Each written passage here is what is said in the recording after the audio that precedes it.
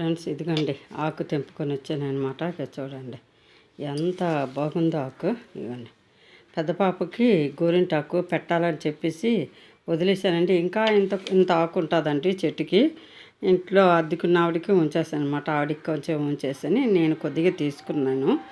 ఇది పెద్ద పాపకు ముద్ద చేసి ఉంచాను అనుకోండి, బుర్రలో వేడి మొత్తం తగ్గుతుందండి. బయట నుంచి మేము తెచ్చుకుంటామా, అది మహిందీ పెట్టుకుంటారు అంటారా, దానికన్నానండి మన ఇంట్లో చెట్టు చిన్నది పెంచుకొని ఇలాగ నెల 2 సార్లు పెట్టుకుంటే చాలండి.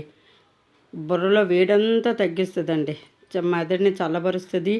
కంటి మీద నుంచి ఆవిరి వస్తుంది చూసారండి, ఆ ఆవిరి కూడా తగ్గిపోతుందండి. ఎంత బాగా పెంచేస్తుందో గోరింటాకు. గోరు చెట్టు అయితే ఒక ముద్దను పెట్టుకుంటే గోరింటాకు చక్కగా బాగా నొప్పి లాగేస్తుందండి. ఇదిగోండి ఫ్రెండ్స్, చిలక తోటకూర వచ్చింది.